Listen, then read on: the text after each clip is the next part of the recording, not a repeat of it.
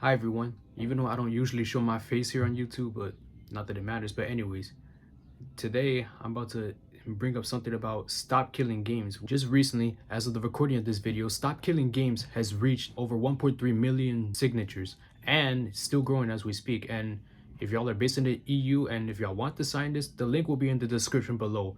Today, I'm going to show you a clip from Accursed Farms themselves about the most recent update and explaining why this movement is important, especially if you're a gamer and if you love games and if you believe that once you pay for a game, you should have every right to do whatever the hell it is you want with it, and not the company or the corporation should have no control over it whatsoever. Then here's the video explaining why this is important and the most recent update. Hello! I have a development on the Stop Killing Games campaign. Now, as I mentioned earlier, it's recently crossed the 1 million signature mark, though I'm assuming nothing. In fact, I've been given stats that there was a previous initiative that had 250,000 of its signatures invalidated, and I could see us setting a new record there. So keep signing, that's the first thing. Second, for anyone who doubts how powerful this initiative can be, we now have a lobbying group issuing a statement about us. Do you think if we had no chance of changing things, we would have lobbyists coming out against us? Well, a big one is Video Games Europe. Best I can tell, this is essentially the voice of the industry. So of course they're going to be against any proposal we make, because they're ideologically opposed to us being able to retain our games. I really can't emphasize that enough. Even if every developer in the world was for our proposal, the industry would still be against it. Because it's not developers who make most of the big decisions. It's shareholders and companies worth billions. So with that in mind, let's go through this statement quick by our opposition here.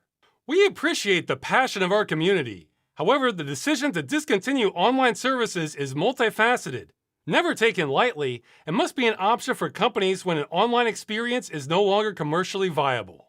Well, I have great news for you, Video Games Europe. We are in no way seeking to impede your right to discontinue online services. We are saying you can shut down your games whenever you want. But you have to do that responsibly, in a way that doesn't take back rights you already sold to customers.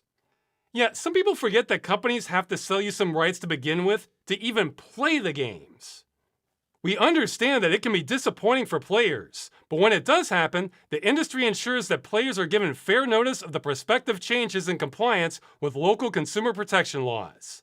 Okay, well first off, I'm not a lawyer, but this guy at WBS Legal is, and he thinks Ubisoft probably broke the law when it shut down the crew, giving players only 3 months notice, when they should have given more like 2 years. Yeah, you know, Ubisoft, one of your members. So this is probably a false statement out the gate. But you know what? That's not even our issue. So I don't even care how much notice you're giving to players. What I care about is that you're not depriving them of their purchase. Private servers are not always a viable alternative option for players, as the protections we put in place to secure players' data, remove illegal content, and combat unsafe community content would not exist and would leave rights holders liable. Okay, several things here. We have to break it down. Private servers are not always a viable alternative option.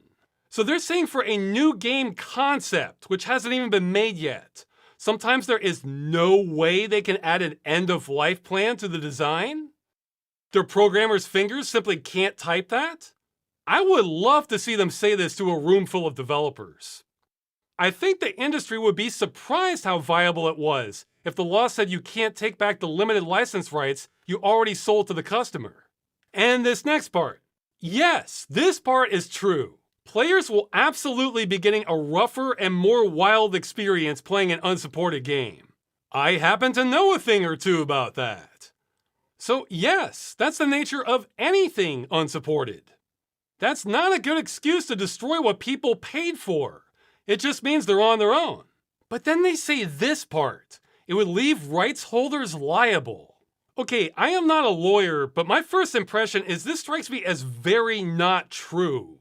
The way I read this, they're saying they are incapable of writing an end-user license agreement that absolves them of all liability on shutdown. Like planning for end of life, apparently it's just not possible. So me, as a layman, I'm wondering what's the problem with adding a line like this to the EULA? Once our company ends support, We are not responsible for any and all issues that arise from users continuing to operate the game in a discontinued and unsupported state, and absolve ourselves from any and all liability pertaining to its continued use. There's probably a better way to say that, but you get the idea. They seem to be saying a line like that is just impossible to write. See, I'm puzzled by this because as a consumer, I've seen all kinds of things have support end, but I still get to keep them? I'm just on my own. That's a very common thing. I think we need a lawyer to weigh in on this. So if we take them at their word, it sounds like they're concerned about protecting customers. Okay, but their solution is customers must have their purchase taken away from them forever. We have to destroy our customers' games to protect them from themselves. I normally don't like to use this phrase because it's thrown around too much, but this is beyond nanny state. This is more like Terminator state. Take a game like Star Siege Tribes. For all purposes, that's a game intended to run online with other people, or over a network at the very least. It was discontinued in 2004, but you can still run it today, online. This lobbying group seems to be saying that's a liability. No one should have been permitted to run this game after 2004, and it's a mistake that this game is still allowed to exist because of the risk to consumers. We would have destroyed every last copy of it back in 2004 if we could have. We couldn't then, but we can now. So that's our business model with new games. See, I take that as extremely hostile to both customers and preservation. So my question is, why can't we allow customers to continue playing the game, but adding a splash screen saying something like, "Warning, this game is no longer supported. Running it could represent a risk to your security. We assume no liability for what may happen as a result." That strikes me as a reasonable compromise. In addition, many titles are designed from the ground up to be online only. In effect, these proposals would curtail developer choice by making these video games prohibitively expensive to create.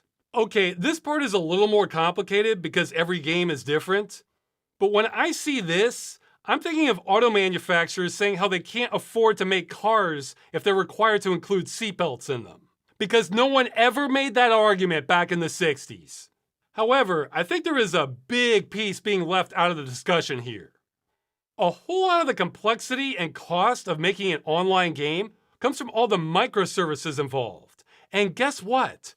We don't need the vast majority of them for an end-of-life build. I talked to a developer and he gave me a big list of examples we don't need. Payment processing, anti-cheat, analytics, voice chat. There's so much here that's not necessary to just run the damn game. In fact, I have a quote from him.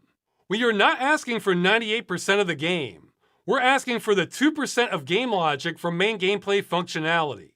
Except even that's not true. We're not asking for that directly. We're asking for the same rights we already bought for the game, which they can probably fulfill by providing that 2%, as he puts it. So let's cut out all this extra crap before we start talking about how cost prohibitive an end-of-life build is. Now, that does mean designing games so it's easier to turn off all these microservices is a very good idea. And that also means it may not be practical for some existing games. Good thing for the industry, the initiative is not retroactive. And most publishers already have a local test environment for a game, which I'm told is bad practice not to. That's half the battle right there. So this statement? No, this one is meme level. I do not believe the industry when they say this is so expensive it's not possible, especially when it's been done many times before. This is seatbelts all over again. And how about getting input from big European developers not on this list, like CD Projekt or Larian? We welcome the opportunity to discuss our position with policymakers. Yeah, I bet you do. And those who have led the European Citizens Initiative in the coming months. Well, they'll probably be glad to know that's actually not me. I am not the official spokesperson for the initiative. I'm ineligible. I'm more of a super promoter. The reason I'm making this video is I want to inoculate people against these bad faith arguments. Remember, everything they're saying here is their excuse for taking away your purchase with no time frame given and destroying it forever. Is this a good enough excuse for you? It isn't for me, especially when they're lying. I think that's worth taking into consideration.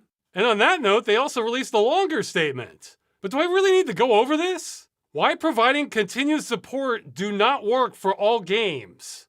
Oh, we're back to the classics. Okay, so they don't even understand what we're asking for. You know what? I'm gonna let them figure it out. I played that song enough already. If I have to explain that a 500th time, I want it to at least be to someone who's not being paid to undermine us. Now, they're going to be lobbying politicians with this, I'm assuming, but we can try and do our part too. If you're super motivated on this and are part of the EU, you can contact a member of European Parliament and tell them about the initiative. I've been told you should target ones in the Internal Market and Consumer Protection Committee. There's a link in the description below. Just pick one for your country, and I'm just relaying this next part. I have no idea myself, but I've been told you should maybe avoid PFE and ESN, as they're not known for doing things, is how it was explained to me. And the last bit of advice is a lot of email to them gets buried. So if you want something that stands out, this title was suggested to me. 1 million plus sign European Citizens Initiative, Stop Destroying Video Games. Help us protect gamers' consumer rights. And that's all I have on Video Games Europe lobbying against us. For now, I guess. A quick update to the last video. I didn't mean to scare the hell out of everyone signing. If you made an honest mistake filling out the initiative, it won't count, but don't worry. I don't think you'll be in any trouble with the law. Just don't spoof fake signatures. That's the part that's a big deal. Also, don't sign if you're not voting age. I've said this before, but it's been a while. There's always 50 things to cover. Finally, if you have made a mistake, you might be able to get it corrected. Get in touch with the official spokesperson, Daniel. His info is on the initiative page.